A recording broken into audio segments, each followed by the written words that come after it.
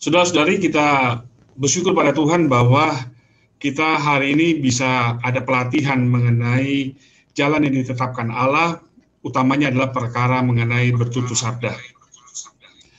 Jadi, saudara-saudara, kita sudah mendengarkan dari beberapa berita ini, ya. Semoga saudara-saudara sudah sedikit makin jelas demikian. Dan saya ingin kita membaca beberapa poin, ya. Saya ada PowerPoint, boleh dikasih lihat di slide nomor 2, bisa dibantu ditampilkan.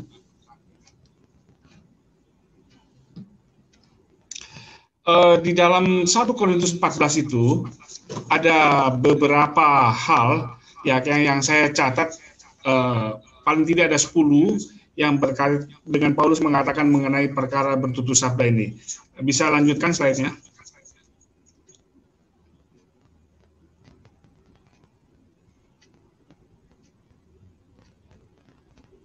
Slide, oke, baik. Nah, di dalam hal bernubuat, di dalam 1 Korintus 14 ya, di dalam ayat yang pertama, ayat 1 dikatakan bahwa ya kan kita ini memperoleh karunia-karunia roh, tetapi yang terutama adalah karunia bernubuat. Jadi saudara-saudari, ya kan Paulus sudah mulai di dalam 1 Korintus di ayat yang pertama dikatakan kita ini punya banyak-banyak karunia, ya kan tiap-tiap orang punya berbagai-bagai karunia yang roh berikan bagi kita untuk menunaikan fungsi di dalam gereja. Tetapi dikatakan bahwa yang terutama itu adalah karunia bernubuat.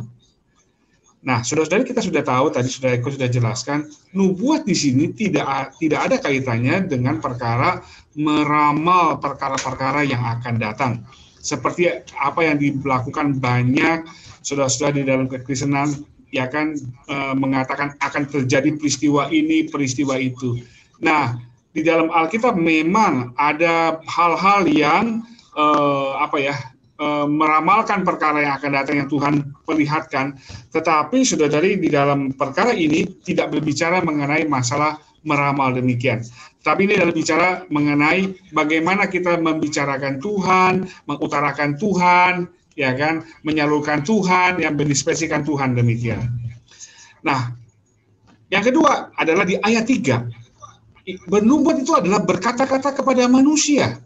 Ya kan, tadi di outline ini di Romawi yang kedua itu sudah dijabarkan mengenai berkata-kata kepada manusia ini adalah untuk membangun, untuk menasihati, ya kan, untuk menghibur. Ini ada di dalam ayat yang ketiga.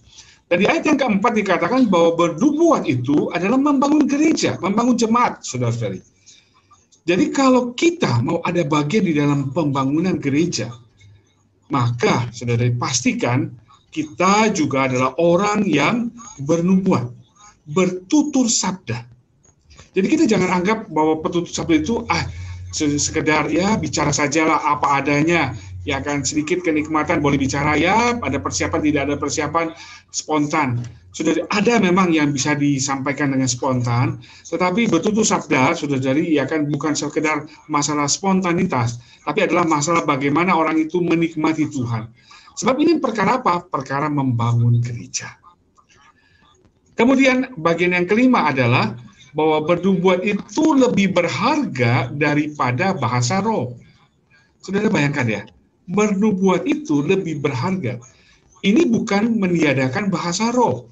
Saudara-saudara kita, ya kan, di dalam kekristenan ada beberapa yang mempraktekkan perkara ini. Ya kan, itu memang ada di dalam Alkitab. Bahkan Paulus mengatakan, ya kan, kalau kalian berbahasa roh, kalian hanya berbicara kepada diri sendiri, kepada dengan Tuhan. Itu untuk membangun diri sendiri. Tetapi, ya kan, dikatakan di sini bahwa bernubuat, bertutur sabda dengan bahasa yang bisa dipahami oleh oleh kebanyakan orang, maka itu adalah untuk membangun gereja. Jadi bernubuat, bertutur sabda, ya kan lebih tinggi saudara-saudari nilainya, ya kan, daripada kita berbahasa roh. Tapi kita bukan mengatakan bahwa bahasa roh tidak ada. Alkitab mencatat itu ada. Dan kemudian di ayat 19 dikatakan, Paulus mengatakan ya, dia itu berbahasa roh itu ya lebih daripada kebanyakan orang. Ya kan? Dia bisa berbahasa roh demikian. Tapi dia bilang, dia lebih suka mengatakan 5 kata yang bisa dipahami oleh orang lain. Ya kan? Untuk mengajar orang lain. daripada beribu-ribu bahasa roh yang tidak dipahami. Nggak bisa ngajar, saudara-saudari. Ya kan? Nah, bagaimana menyuplai orang, bagaimana menasehati, bagaimana membangun, bagaimana menghibur orang kalau dengan menggunakan bahasa roh. Kecuali, Paulus mengatakan ada orang yang mengartikannya. Kalau tidak ada, maka Paulus mengatakan, aku lebih suka kasih 5 kata yang dapat dimengerti untuk mengajar orang lain. Ini adalah perkara bernubuat, bertutur sabda, saudara. Baik, slide berikutnya.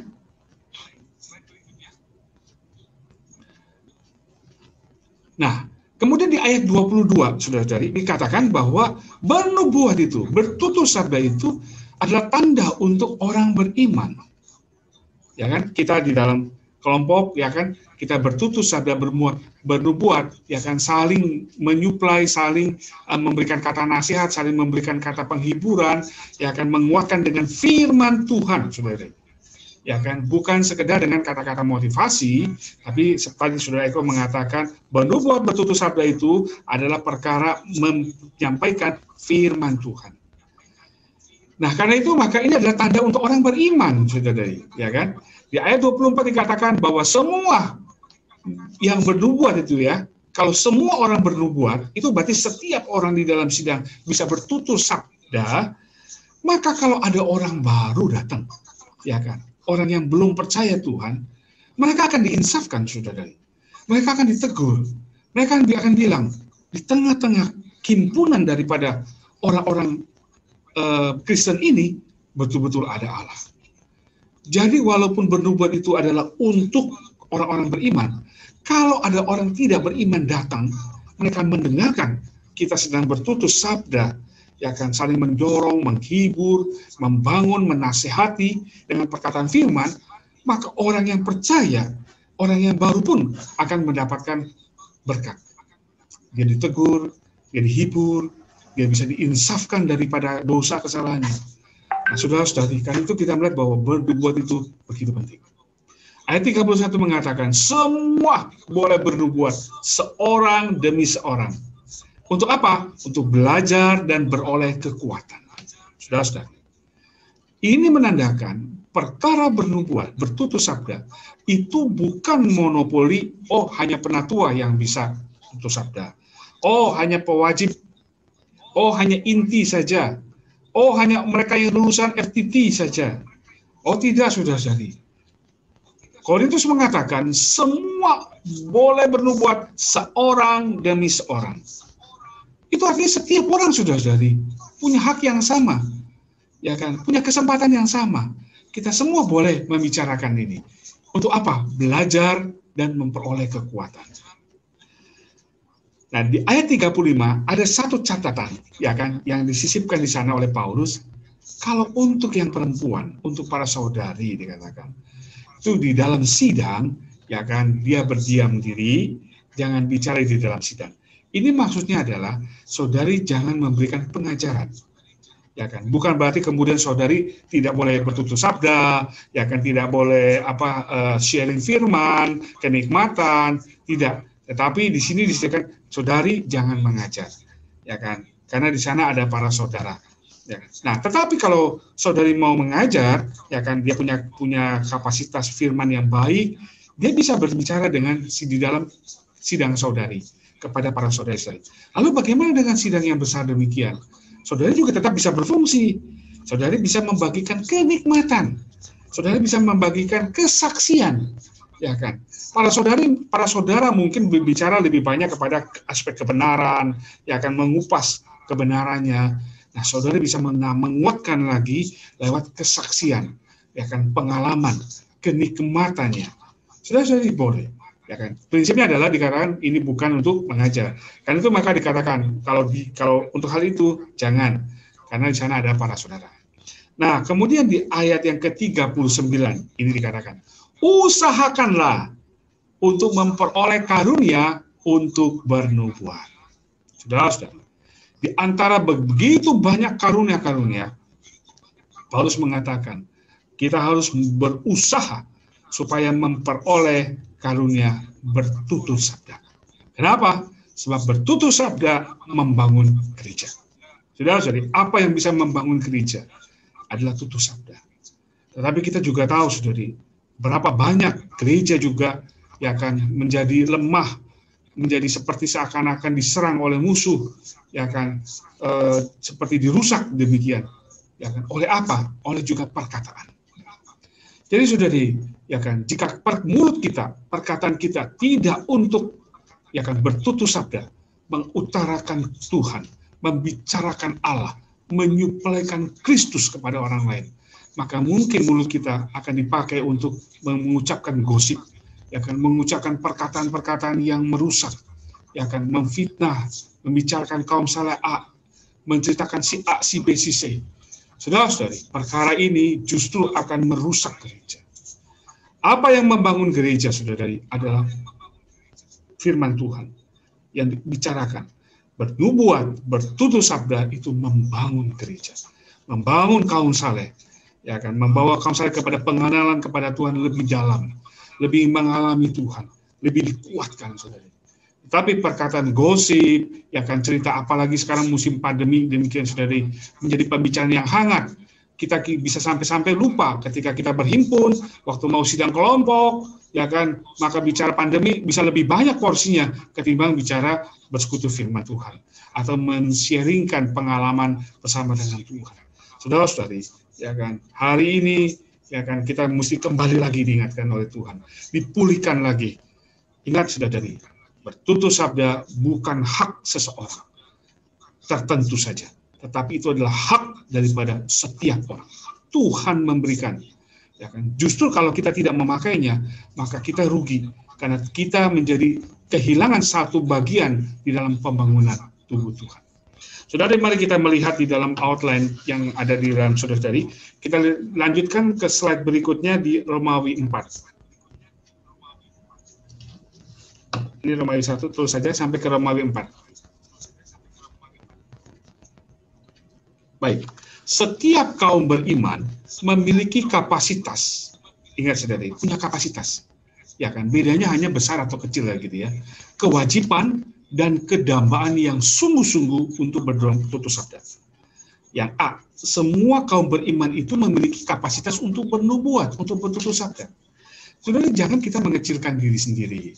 Ya kan, saya nggak bisa, saya nggak mau, saya biarkanlah saudara-saudara yang di depan, yang dilatih, ada para pewajib, ada saudara A tuh. Kalau demikian, saudara-saudari, maka di dalam sidang itu, ya kan, hanya orang-orang itu saja yang bertutur sabda.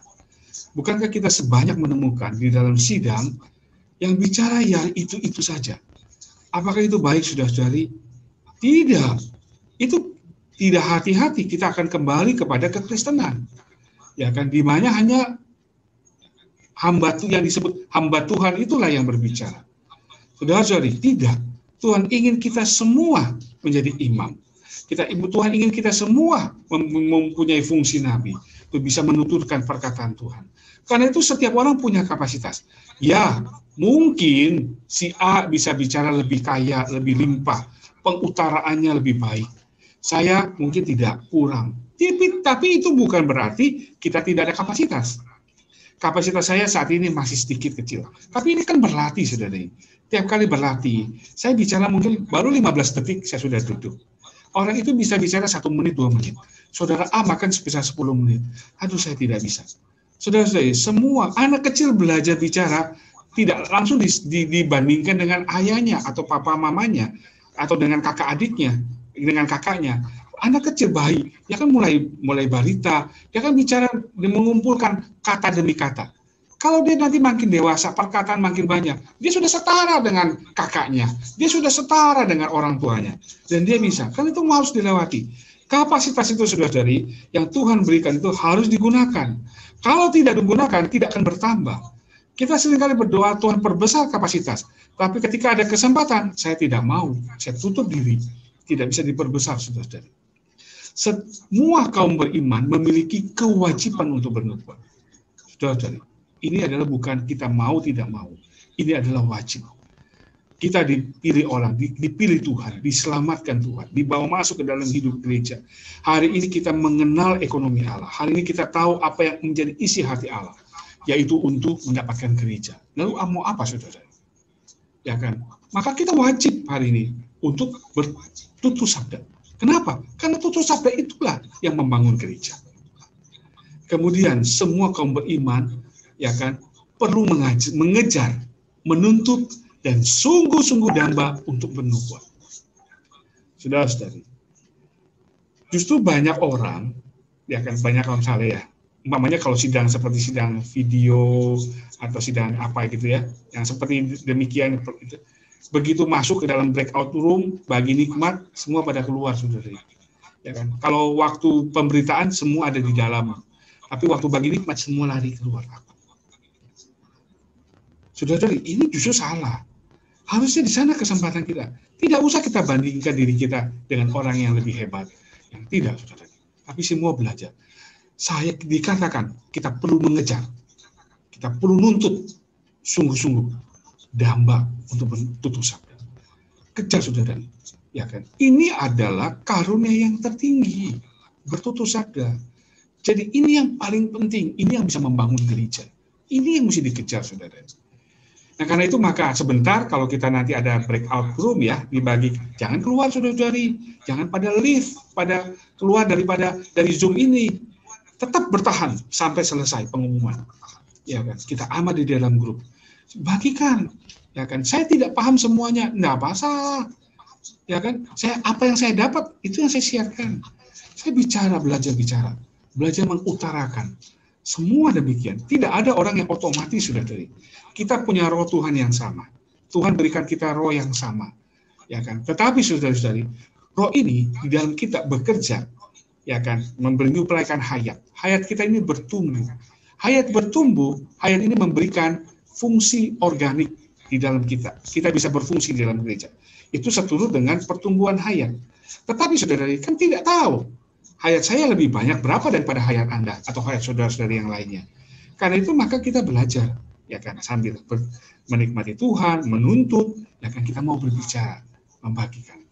Saudara-saudari, karena itu maka mulai hari ini tidak ada lagi dari kita, ya kan, kalau ada satu sidang ketika bagi nikmat, kebagian bagi nikmat, semua lari semua, saudari, ya kan, atau kalau sidang pulang, itu juga di dalam sidang pemecahan roti kita dapat itu, kita lihat, saudari, kalau sudah pemecahan menyembah Bapa selesai, saudara A, B, C sudah ada di tempat. Iya, mungkin dia juga ada keperluan, tetapi juga ada kemungkinan, ya kan, takut nanti disuruh bicara. Nah, saudara-saudari, baiknya kita akan tetap tinggal, ya kan. Nah, apapun juga, apalagi sekarang sidang online begini, ya kan. Ada berbagai kesempatan suka dibagi-bagi ke dalam grup-grup kecil, loh, bersekutu bagi nikmat.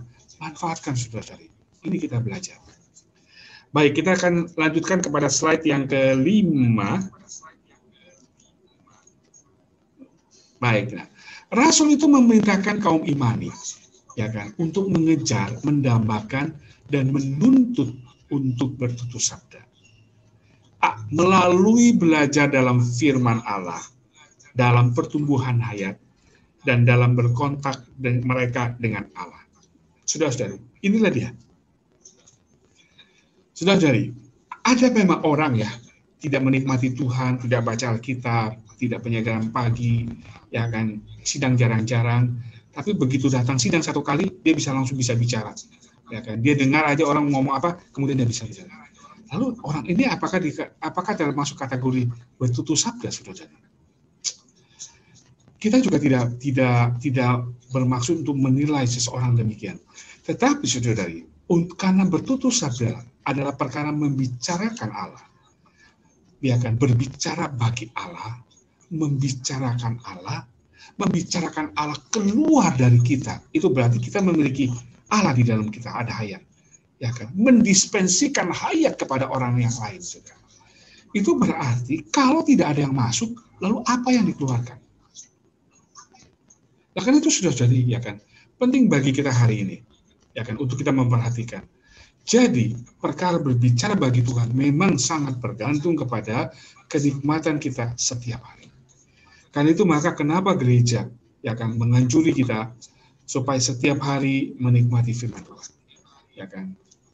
Mulai saat ini, mulai minggu depan ya saudara-saudari, ya kan, mulai minggu besok mungkin ya, begitu. Mulai minggu besok Senin besok kita sudah mulai memakai Firman Kudus bagi kebangunan rohani, FKKP, ya kan, untuk seluruh kaum saleh atau gereja-gereja di Indonesia, ya kan.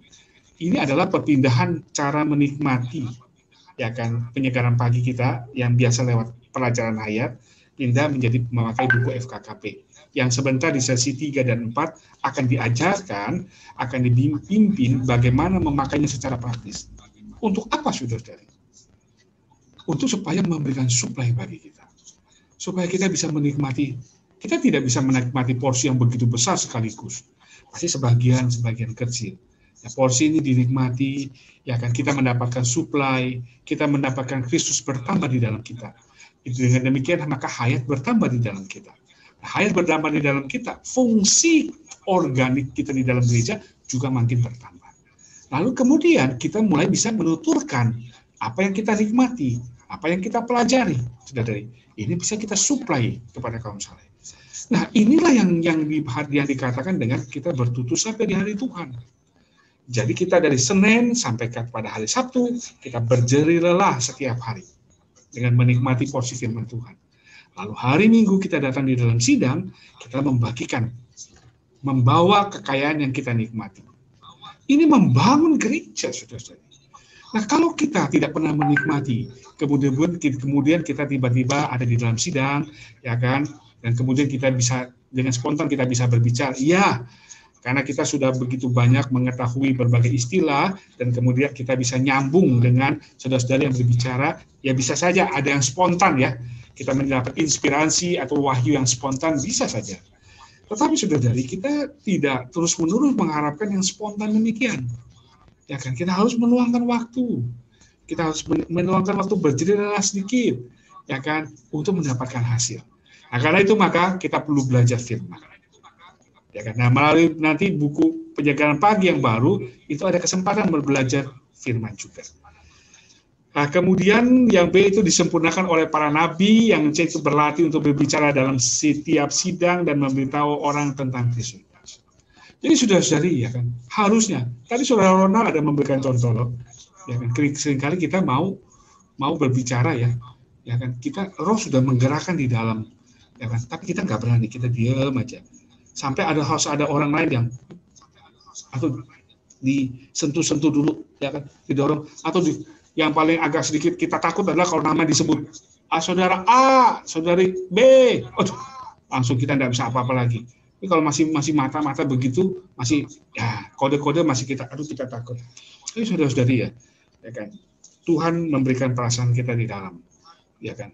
Pasti kalau kita datang, dia pasti mau berbicara. Dan kemudian pembicaraan kita mengikuti alur daripada seluruh saudara-saudari sedang berbicara apa. Saudara Eko tadi juga menyinggung, ya kan, ketika gereja sedang membicarakan satu arah pembicaraan ini, maka kita semua mengikutinya juga, ya kan. Boleh tidak kita membicarakan firman dari yang kita sebenarnya sih boleh-boleh saja, saudara, ya kan. Tetapi, ya kan, ketika pada saat itu, ya kan, gereja, ya kan, saudara-saudari sedang membicarakan satu poin topik, ya kan, satu beban yang bersama-sama sedang dilepaskan, maka kita semua mengikuti.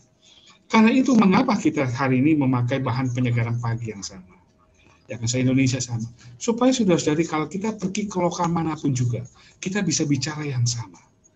Kita nggak bicara semau kita. Memang kita juga bicara dari kenikmatan akan buku-buku atau bahan-bahan di dalam ministry hari ini. Boleh-boleh saja sudah jadi, dan sah-sah saja. Tetapi bukankah itu akan membingungkan ketika setiap orang yang akan berbicara dengan topik yang tertentu, ya kan? Lalu orang lain kalau datang, ya kan, dia tidak mendengarkan bahasa roh, tetapi dia sama saja tidak paham si A bicara apa ya. Loh, kadang-kadang kita sidang saja sudah dari, ya kan, waktu kita bagi nikmat, ya kan, bicara dari PH, A, B, C, D, semua bicara, semua dari bahan yang sama. Orang baru datang ya, itu baik orang Kristen yang datang, duduk di sidang kita, dia dengar, ini ngomong apa ya? Dia tidak bisa nyambungkan satu dengan yang lain, sulit. Apalagi kalau ini satu baca PH, ini satu baca buku ini, satu baca itu, kemudian mereka, ya bahannya tidak ada masalah, kenikmatannya tidak ada masalah. Tetapi waktu dinikmati ini, dia tidak bisa melihat ini ada satu pembicaraan demikian. Nah, saudara-saudari, demi kita kesatuan. Karena masa bicara mengenai pembangunan, bicara mengenai tutur sabda yang membangun gereja, ini kita harus bicara mengenai satu perkara yang sama. Ya kan? Ini memang salah satunya, bukan kita satu-satunya ya. Tapi harus itu penting. Nah, karena itu maka kita puji Tuhan, gereja-gereja di Indonesia ya akan sepakat untuk memakai satu bahan yang sama, membantu kita menikmati supaya kemanapun kita pergi, saudara, kita bicara perkara yang sama, kenikmatan yang sama. Lalu bagaimana dengan bahan buku-buku yang lain yang kita nggak ada masalah, semua pasti menunjang, saudara. Nah, semoga saudara bisa memahami ini dan tidak salah tangkap gitu ya. Tapi ini adalah perkara yang setiap hari saudara kita harus menikmati Tuhan. Kemudian ya kita harus bicara bagi Tuhan. Saudara-saudari, bertutur sabda itu membicarakan Tuhan, ya kan? Itu di dalam sidang gereja itu membangun gereja. Tetapi kan kita tidak menunggu sidang gereja baru kita berbicara, saudara-saudari. Di tiap-tiap sidang kita pun berbicara. Sidang kelompok kita berbicara. Bahkan sudah dari hari ini, ya kan, dengan pertemuan kita yang sangat terbatas, hanya mengandalkan online, kita tidak ada alasan kemudian kita tidak sharing atau kontak dengan saudara-saudari, saling berbagi.